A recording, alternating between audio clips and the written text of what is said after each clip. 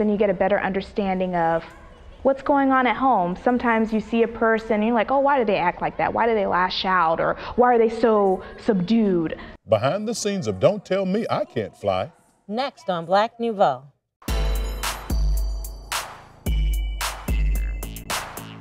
Good evening and welcome to this edition of Black Nouveau.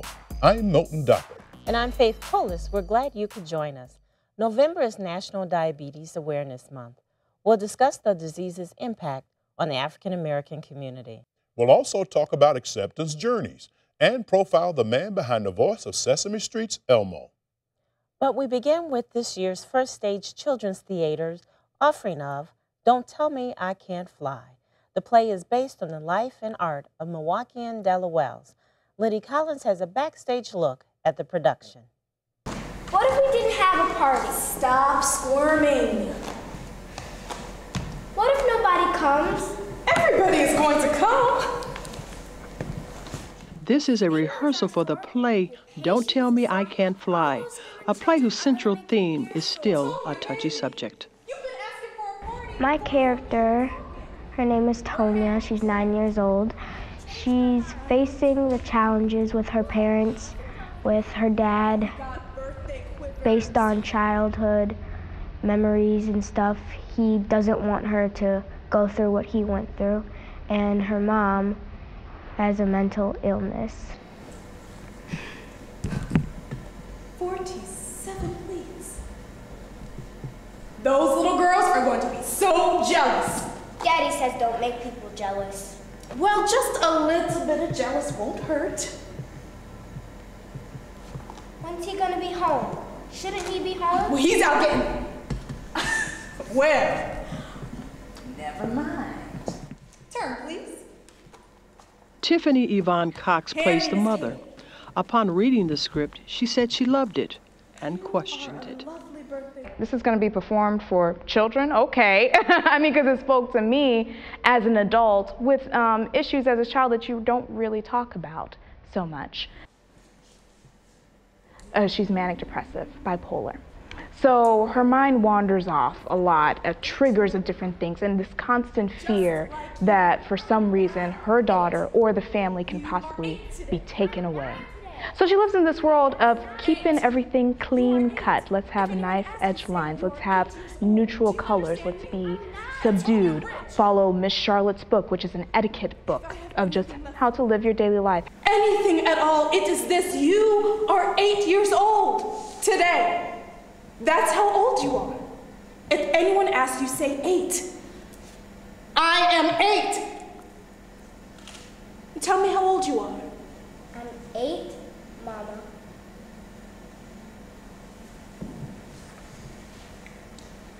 Your legs are covered, your colors are muted, your shoes are clean, and stockings mended. Just like Miss Charlotte says in her book. Maybe you should put Katie down. Be sure to follow Miss Charlotte's rules, Tonya. I know the rules. I should have followed the rules. You did. Doing here, Theo. You're going to upset Mama. She didn't see me. Matthew Wade plays Theo. Quiet. My character is Theo. He has a big imagination. He doesn't really like the mom. He's scared of the mom and the dad, basically the whole family, except for Tonya. You and Katie Keene are just like twins. We have to wear gray because it's subdued. What's subdued? Subdued is the opposite of red. I like red. We do too. Inside we're red, outside we're subdued. I brought you something. You did? It's red. You have to go. But I always get to come to your party. It's a secret. I won't tell. Theo, you can't be here. Mama just... Elmo! I brought that. The director of the play said this play is very complex and the hardest he's ever directed. It's also set in a very specific historical time and a very specific historical social context. All that stuff that was going on in America and Milwaukee specifically at that time in the early 60s is part of the world that this play takes place in. And it washes over it, even when it's not being addressed directly. It's always there. I don't go to the beauty parlor anymore. Says who? Me. Your hair gonna grow straight now that you're not. Cause how they burn my scalp? That was your fault. Your head starts to burn, you tell somebody, you wave your hand, rinse my head, it's hot. You said not to raise my hand, I'm a mouse. You do when your scalp is on fire, you're not a mouse then. The play's story is based on the life and art of Milwaukee artist Della Wells. Art was her survival tool. Della's work is an entire universe that comes from her fantasy world, from her real world, from everything around her. And part of the process of this play has been about the two artists, the writer and the collage maker, getting to know each other. And that's what the script came from. And in turn, Della has begun a whole new series of collages that are inspired by the play. You were such a pretty baby. How'd you get... Tiffany Cox hopes people viewing the play get a slice of family life.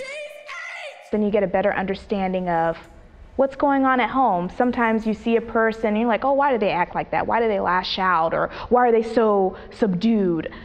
Because of things at home, you don't get to see what actually happens. So it creates more compassion for other people and awareness too of a person who's manic depressive and what they might be going on. And also too, just also seeing the love of a family, even though there's some craziness happening within it. There will be a lot of people bringing their young people to see this play. What do you hope these young people glean from it? Well, you know, one thing, if they're in a difficult situation, I want them to know that they're not alone and you can fly.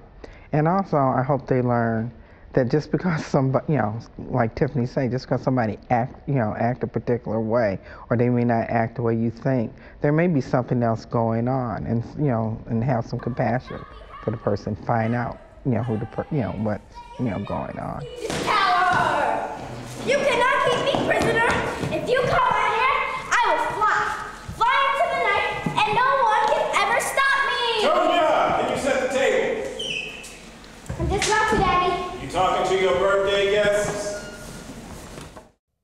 November is National Diabetes Awareness Month, and we begin our discussion on the impact of the disease in the African American community with Dr. Renee Settle Robinson of the Cream City Medical Society.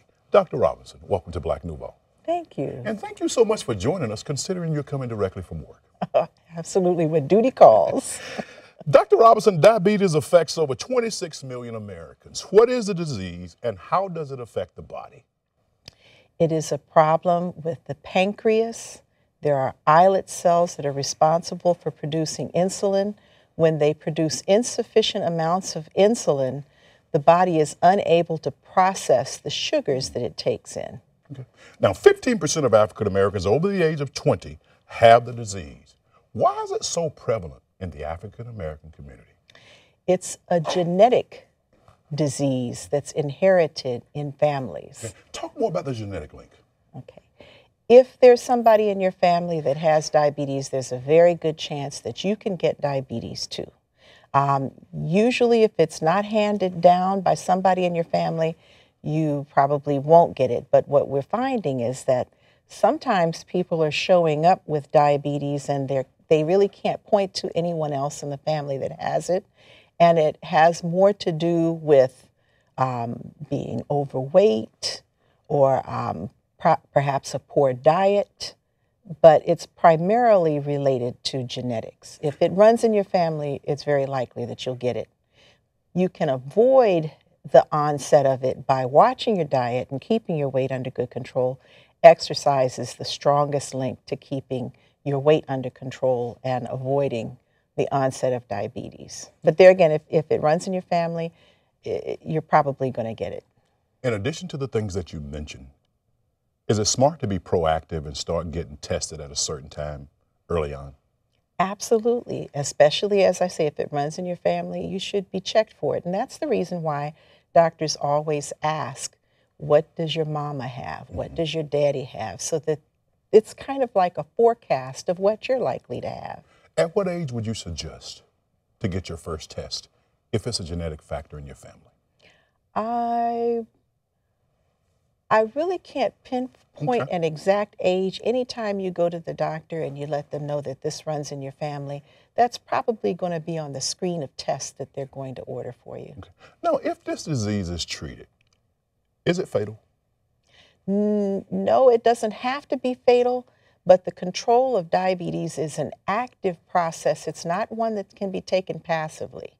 You need to check your blood sugar and find out how your body responds to various changes in your diet, how your body responds to exercise, how your body responds to stress, which can raise your blood sugar.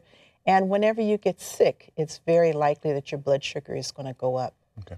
Now, African Americans suffer disproportionately with amputations, blindness, kidney disease, heart disease, and strokes.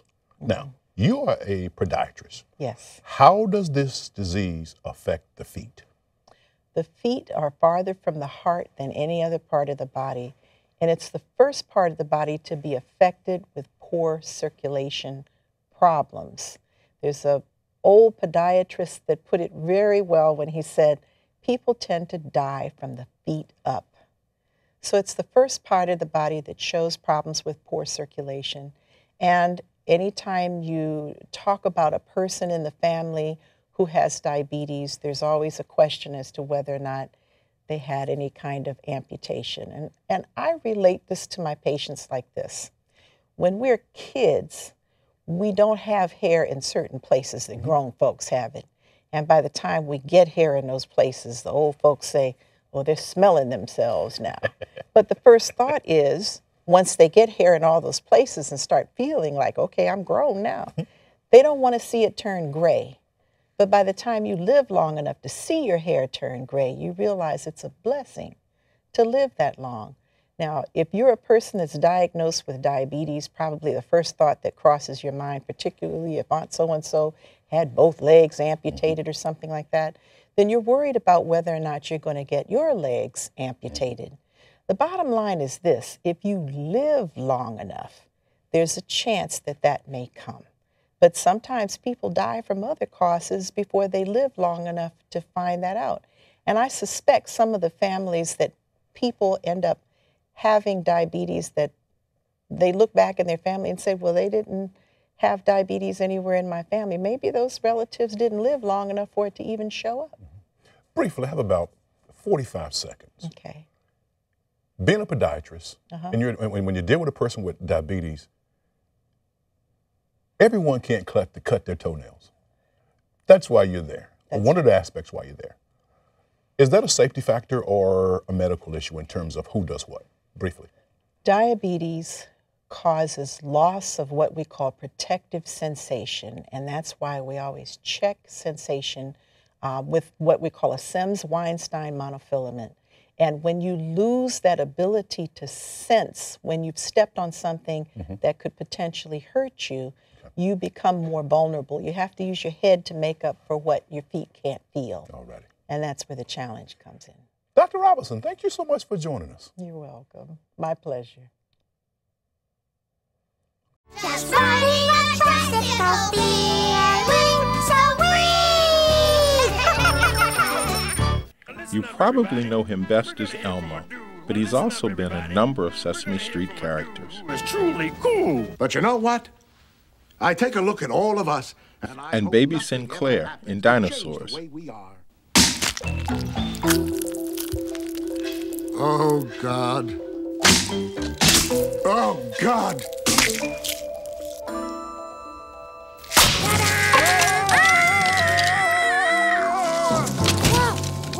Whoa, I'm on the floor.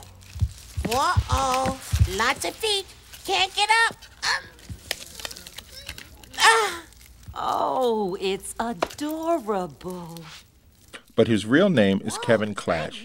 He's a native of Turner Station near Baltimore, Maryland, and he started making puppets 30 years ago at the age of 10. Sunday Film Festival with Kukla, Fran, and Ollie used to come on, and I used to love watching that show. And then, of course, Sesame Street came on. I think I was 10 at the time when it premiered. And that's the two shows where I got fascinated with puppets. His parents played an important role in cultivating his interest in puppetry. My parents were very, very supportive. They not only supportive of me, but my brothers and sisters also. My dad helped me build the puppet stage, and he, of course, drove me because I wasn't driving at the time. I was too young, to the shows that I would do. And my mom helped me. She actually taught me how to sew on a Singer sewing machine, and helped me, go out and get the fabrics that I needed for the puppet. So it was a family affair, definitely. Kevin got work in the Baltimore, D.C. region, and then with Sesame Street under the mentorship of Jim Henson. He became a staff member in 1984. He enjoys working with the celebrities who make guest appearances on the award-winning show. It's time to say goodnight. You don't have to worry, Elmo makes a promise, Elmo be okay. Sesame Street, again, has been on since 1969, 70, and we're actually going into our 40th season. And a lot of these celebrities either grew up watching the show or they have kids of their own now and they want to, they revisit it now. And it's really nice, a really nice connection that you have because the show's been on so long that when they come in, they already know what the show is. They already love whatever character they love. And so there's already this connection, so it's not that hard. And you really get to know them personally because it's not like they're, the things that they do regularly, which can be, challenging as far as the different contracts and who gets top billing and stuff like that. So it's very different coming into Sesame Street because it's more on a personal connection. So you get to know them personally. And I've become, close friends with some of them like Whoopi Goldberg and Rosie O'Donnell and people like that. So it's really fun. It really is a nice change for them also. All of the characters that I do are so different for different things. So I enjoy performing those characters for different reasons. So there's never really one that really stands out more than the other. Of course, Elmo is the most popular, so I perform him more. But he's for children, but we have that edge, that Muppet edge that goes along with him. When I've done movies like, with Splinter, for Ninja Turtles, I enjoyed that because that was another different type of challenge that was more of a family-oriented type show. Doing a show like Dinosaurs with Baby Sinclair, that was for the family, but that was different from Sesame Street, and I enjoyed doing the character because that was different from Elmo or Splinter. So they all have a part in me that I just miss, the ones that I can't do, anymore, unfortunately. Those are the ones I miss, and I really enjoyed performing also. I think what I like about Elmo the most is because he's so universal that anywhere I go around the world, the kids know him. And so that's kind of fun and that's enjoyable, to know that a character that I perform is so well known around the world. He uses Elmo's popularity to speak to children around the world and wherever hope is needed. It's nice that you don't have to sit and watch TV and see a tragedy happen and not know what to do. Just as soon as that happens, we're on the phone talking to PR, our PR department at Sesame, saying, what we need to do something, what can we do, let's go. I mean, it was like with 9/11, just as soon as we heard that all those kids were relocated, the cast and the Muppeteers were there. The same thing with Katrina, they told us, we wanted to go right then and there when we saw, at the Dome and everything, when they said, well, right now it's a little too much chaos going on, let's see how it settles, and then we started going to the schools and a lot of different schools around New Orleans and Texas and everywhere that was affected, and we got to help in certain ways, if you can help with it, as tragic as that was. And so it's really nice. It's really nice to be able to know that this character in Sesame Street is so popular that you actually can go out and give back as soon as possible. In 2006, he wrote his autobiography, My Life as a Furry Red Monster. Just the connection that I've had all over the world with letters that I've gotten from parents and people who don't have kids, how they connected with this character has been unbelievable, and that's what I wanted to talk about. Also talk about the love and the respect that my parents had for me, that they're the ones who really encouraged it. That, I've heard from other friends of mine who didn't have that support. Because, this is puppetry. It was like, okay, doctor, lawyer, okay, put that down, put that doll down, and, go to school.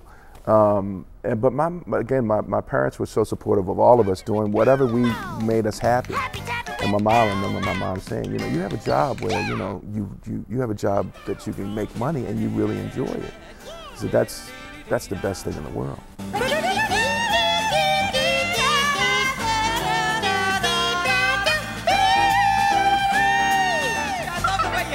Gee, Elmo! Don't you know it takes a whole lot of human feeling? I know from what I've seen that it takes a lot of human feeling to be a human being.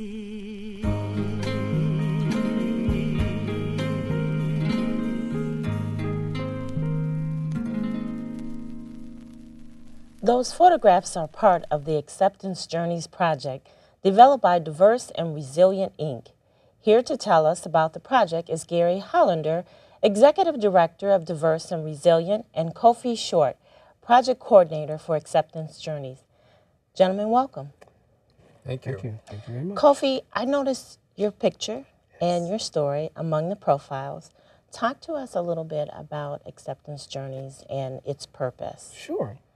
Acceptance Journeys is the name that we've given to a project that we are putting together, a social marketing campaign that is largely in response to the rising HIV rates of HIV among gay and bisexual African American men, actually all gay and bisexual men. The research that this is based on, and the research from the Centers for Disease Control that was conducted in 2009 and 2010 in Milwaukee indicates that there are very large rises in HIV rates among young African American gay and bisexual men, a 400% increase over a 5-year period, huge, huge rates. And their research showed that one of the contributing factors, besides their own individual behaviors, is the lack of acceptance and the amount of stigma that's aimed at them in the form of anti-gay oppression and discrimination. And so this project seeks to address that discrimination and perhaps change it. Gary, just elaborate a little bit more on this. Let's just go a little bit more into the discussion. Why do you think that this is a good effort here in the state of Wisconsin? Well, actually, quite frankly, what we see frequently is people seem to be quite happy to verbalize their anti-gay feelings, but yet we also know that there are many people who don't share those feelings. Many people of all races and backgrounds, religions, ethnicities, different age groups do have supportive relationships with the gay and lesbian people in their lives, but they're often quiet about them. And this project gives an opportunity for those people to tell their stories. So, Kofi, why tell the story? Right. Well, I can definitely talk about this part. I mean, one of the things that I think is really special about this is that what we've done is put together 30 or 30 plus stories of people, straight people, heterosexual people, with the LGBT people in their lives. And they talk about what it took for them to get to where they are, that place of acceptance and love. So, you know, the stories have a range. We have cousins, we have brothers and sisters, parents, people who go to church together. My parents, as you mentioned, told their story. I also am on a card with both of my brothers. And you know, one of the really special things about the campaign that I like is all it is people telling their stories. It's as simple as that. You know, we're not telling people what to believe. We're just saying, this is how we got there. I'm here with this right now. No matter what, though, you know, I love the people in my life, the LGBT people in my life. What's the health aspect of this project, Gary? Well, one of the key factors in many people's health is the relationships that they have in their lives. We sort of take those for granted, and we think we'll take the right medication or do the right amount of jogging or exercise and we'll be fine. But research has shown us for decades now that healthy relationships really support healthy lives. And in addition to that, we also find that discrimination significantly hurts people. And that contributes, for example, to higher tobacco use rates among African American people, or higher rates of obesity among poor people. So people who experience oppression or discrimination in any significant way, particularly when society is not observing it, then often take that on as a set of risk behaviors in themselves. And our understanding is that gay and bisexual men are more likely to treat themselves as good and holy people if they're respected and admired by the folks close to them in their lives. We have just 1 minute left in our conversation, but as you're talking, one of the things that comes to my mind is communication is key. It's kind of driving this project. You get the education and you get the understanding, but it's the communication that's driving it. Would you say yes? Absolutely, and the communication really comes in the form of these story cards. And so all United Way agencies in Milwaukee will be trained on how to use these cards to have small communications with the people who participate in their organizations. In the last 30 seconds, Kofi, tell me how people can get more information about the project. Sure, people can get more information by calling us directly at Diverse and Resilient. The phone number there is 414-390-0444. You can also go to our website, which is www.diverseandresilient.org, spelled out. You can also Google Acceptance Journeys, and it will pop up on your screen, and you'll see my face along with some other really beautiful pictures and stories. That's wonderful. Gentlemen, thank you both for joining me on Black Nouveau. Thank you for having us. And that wraps up this edition of Black Nouveau. Remember, in the coming week, do something to expand your world. Good night. Good night.